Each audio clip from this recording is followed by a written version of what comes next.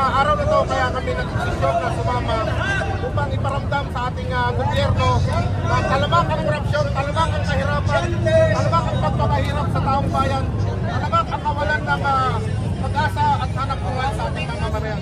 At ang mataas na inflation at pang-aabuso ng mga otoridad at pang-aabuso ng gobyerno. Palapit ng elections, pero itatanong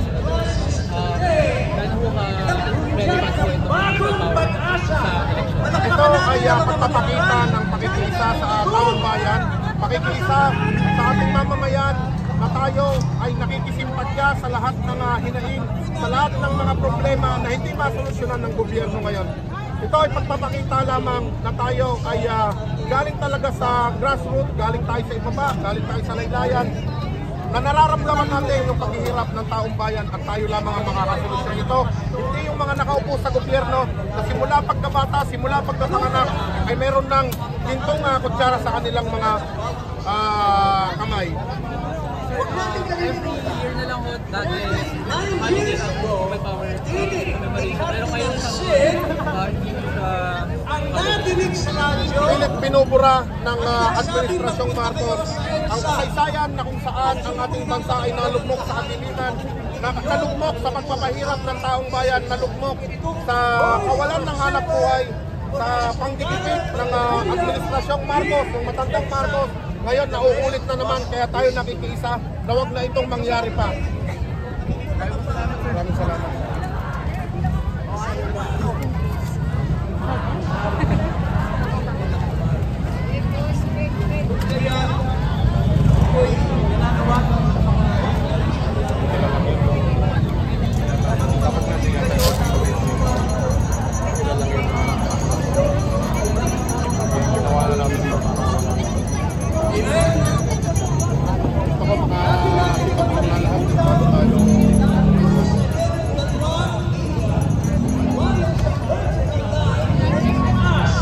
Sabi kayo sa amin tatlo.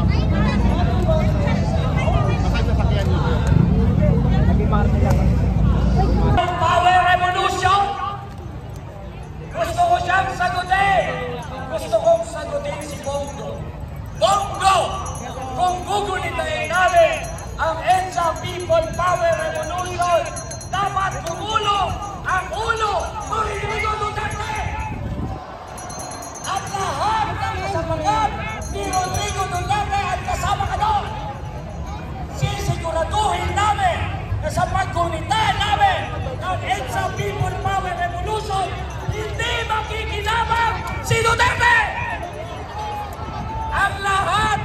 paggugunita ngayon ng EDSA People's Revolution ay against sa kasamaan at kadiliman.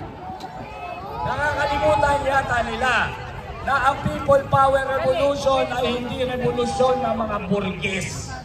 Hindi revolusyon ng mga asindero. Hindi revolusyon ng mga elite. Hindi revolusyon ng mga trapo. Hindi revolusyon ng mga political dynasties. 10 taon bago ang EDSA People Power Revolution, lumaban ang mga manggagaya, ang mga maralita, ang mga kabataan para baguhin ang lipunan. At sa ating paggunita, dito ngayon ang EDSA People Power Revolution, dinugulita natin at ilalagay natin sa ating isip ano yung hindi natin nagawa. Noong 1986, napatansik natin si Marcos, ngunit meron tayong importante hindi nagawa. Hindi nagkaroon ng tahasang political at social revolution. At ilalagay natin sa ating isip ngayon, pag nangyari ulit ang People Power Revolution, hindi maaari, walang tahasang pagbabago ng buong lipunan. At isa sa hindi natin nagawa, pinatalsik natin ang diktador, ngunit hindi natin siya napalusahan. Pag nangyari ulit na nagkaroon ng direktang intervensyon ng taong bayan, sisiguraduhin natin na may mukhang accountability. Paparusahan natin si Rodrigo Duterte na mamalay tao. Paparusahan natin si Sara Duterte na manitirambo. Alis na ako. Tinitira na si Duterte. Gusto natin maparusahan si Sara manitirambo, si Rodrigo mamalay tao. Dahil gusto natin maparusahan ang mga Marcos. Hindi magiging parehas sa 1986. Tayo tumigos na. Kailangan, alam natin, kailangan ng ating lipunan ng totoong revolusyon!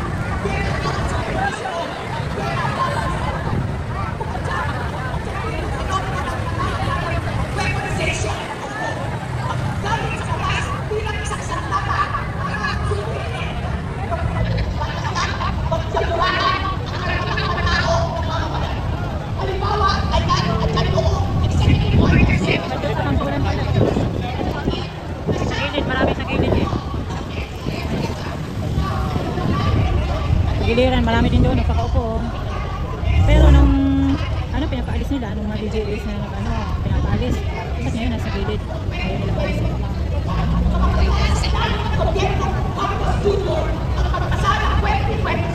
General Appropriations Act na wala kasi kungalian, lumalabas sa karapatan ng tao ng konstitusyon na dahil sa namalinaw kung saan malinaw na tinataguyod dapat ang edukasyon bilang mga ito ay huwag pagsagsag pa rin ng ating ekonomiya paglobo ng ating unang address.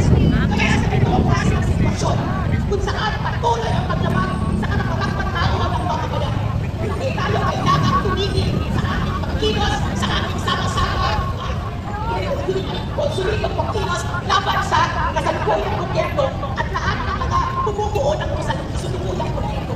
Kaya kami ay natawagan ng ating panagpilan, lumaban para sa ating karapatang pagtao. Karapatang pagtao, ipaglaban! Karapatang pagtao, ipaglaban!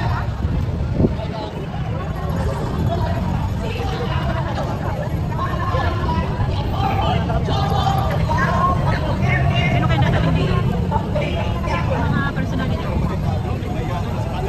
Ayun yun?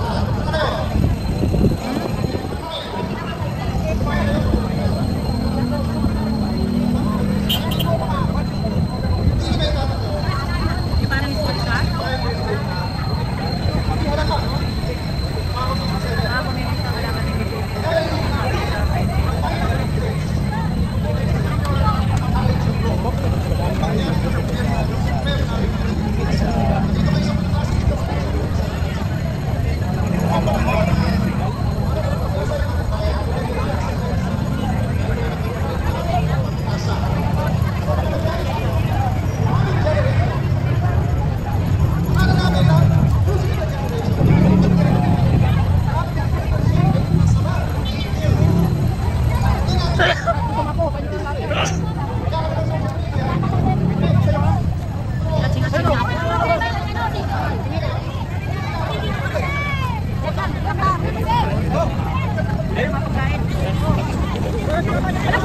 Ano ba yun?